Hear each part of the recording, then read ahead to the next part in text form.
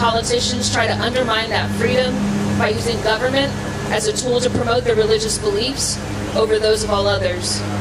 SB 10, which would require every public school classroom in the state to post a largely Protestant Christian version of the Ten Commandments, is just the latest effort. When the Senate debated a similar bill, SB 10, a few weeks ago, that bill's sponsor said that he had no problem with public schools promoting religion. Separation of church and state, he said, is a myth. Okay? That argument isn't just another example of politicians using faith as a weapon in the culture wars, rather than focusing on critical issues like fully funding our public schools. It's also an argument long rejected by our courts, and contrary to what our nation's founders said. Indeed, separation of church and state is critical to protecting religious freedom for everyone. This bill would undermine the freedom of families to direct the religious education of their own children. The Ten Commandments are not sacred texts for Hindus, Muslims, and others who are not Christians or Jews. Moreover, this bill requires posting a specific version of the Ten Commandments that differs substantially from versions used by Jews and even many Christians. Forcing public schools to favor one religious perspective over all others would undermine the right of children from different religious traditions to feel welcome and respected in our public schools. Moreover, the government cheapens religious faith when it imposes mandates designed to play favorites, as this bill does. Matters of faith are best left to families and congregations, not government and public schools. Legislators should reject bills like this once and for all and turn from the culture wars back to issues that matter most to Texas families.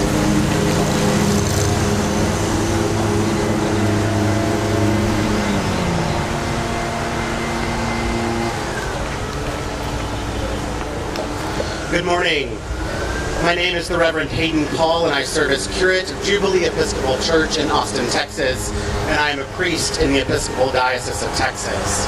As a person of deep Christian faith, I treasure the ways faith shapes lives, families, and communities for the better. But I am present here today opposed to Senate Bill 10 because I believe it is not a faithful expression of religious freedom. It's a distortion of it. At its heart, SB 10 seeks to mandate the posting of the Ten Commandments in every public school classroom.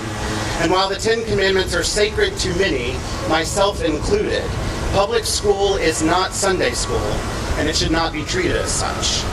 While this message is being framed as a way of supporting religious freedom, let's be perfectly clear. This bill is not about protecting religious freedom. It's about government control. Religious education is a sacred responsibility of families and faith communities, not the government.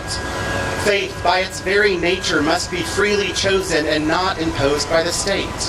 True religious freedom means creating space for all Texans, those of faith and those of none, to live according to the convictions of their hearts without government interference.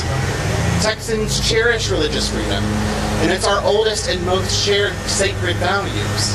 But true religious freedom means that families, not politicians, have the right to guide their children's religious education.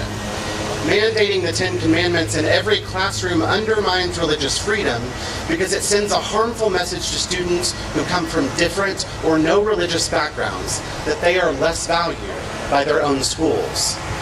Of course, we all want our children to grow up with strong moral foundations. But moral guidance comes from many sources across different faiths, philosophies, and family traditions. We don't need government-mandated religious texts to teach kindness, compassion, and integrity.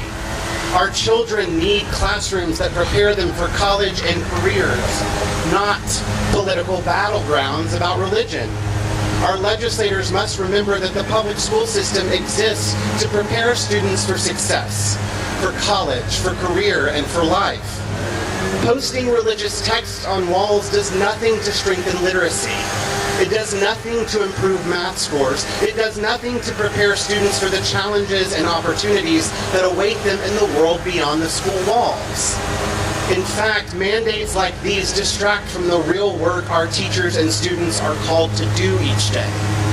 Our classrooms should be places where students feel welcomed, respected, and encouraged to achieve their full God-given potential, not places where the government mandates a singular faith tradition or worldview. If we truly care about the moral and spiritual formation of our children, I believe we should, then we must entrust that sacred task to families and faith communities, not political mandates and politicians.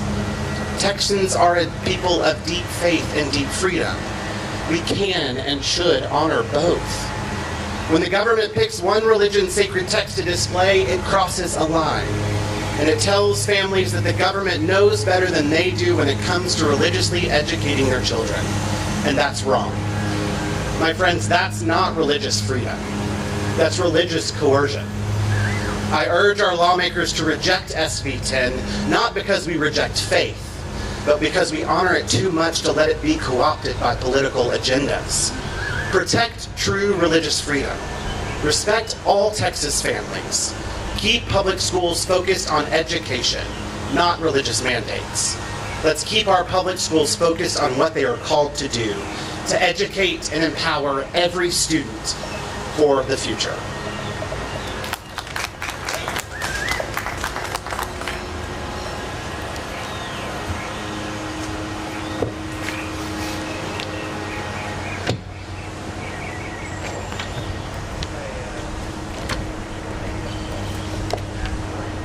Hello everyone, my name is Opneet Kaur and I am the Senior Education Manager at the Sikh Coalition, the nation's largest Sikh civil rights organization.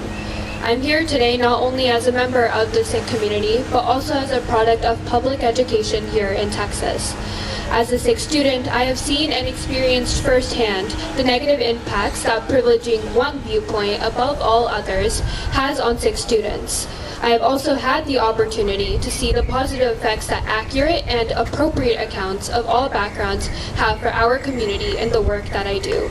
It is because of these experiences that I stand here in staunch opposition to Senate Bill 10, which seeks to disrupt the religious neutrality of our public schools by calling for the display of the 10 Commandments in classrooms statewide. Our public institutions have a responsibility to remain neutral in matters of religion, and Texas public schools are no exception. Solely displaying the 10 Commandments in public schools is once again an attempt to privilege American Christian theology over many faith, cultural, and ethnic traditions represented in U.S. history and current affairs. Sponsors and supporters of this bill in the Senate allege that the 10 Commandments were a foundational document in the establishment of our nation. While Christian values and beliefs did indeed play a role in the founding, it never has been, nor will ever be, just one religious, spiritual, or ethical tradition that has played a vital role in the founding and flourishing of our nation. If the legislature's primary concern of accuracy in our public education system was genuine, we wouldn't be needing to stand here today in opposition to a bill that seriously threatens the religious freedom of Texas's children and families. In a time where we should be moving towards comprehensive teaching on several religious, spiritual, and ethical traditions represented in our communities, legislators are pushing legislation that is retracting further into the underrepresentation and exclusion of Sikhs and students of other and no faiths in public schools. I firmly believe that Texas children and families, including our Sikh community, have the right to a government-funded public education that does not privilege the views or experiences of one specific community, and instead uplifts their state's rich diversity, including the countless faith, spiritual, and ethnic local traditions that comprise its state's landscape. Championing equality, embracing continuous learning, and advocating for the rights of all, especially those on the margins, are central tenets of the Sikh tradition. In light of this, I oppose Senate Bill 10. Thank you.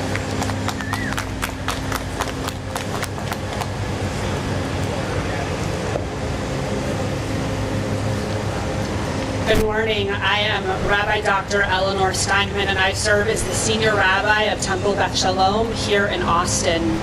Today, I stand here united with my partners in faith to oppose Senate Bill 10. The 10 Commandments originate from my Jewish tradition's holy scripture, the Torah, the 5 books of Moses. They are part of 613 commandments given by God to the Jewish people that guide our values, our actions, and our beliefs. In fact, the 10 Commandments are so important. They are repeated twice in the Torah, and they are different versions in Exodus and Deuteronomy. The Christian version and the Jewish version are different. The Catholic and the Protestant versions are different. And which translation? The original is in Hebrew. Is it impossible to post the 10 Commandments without choosing a religion to favor?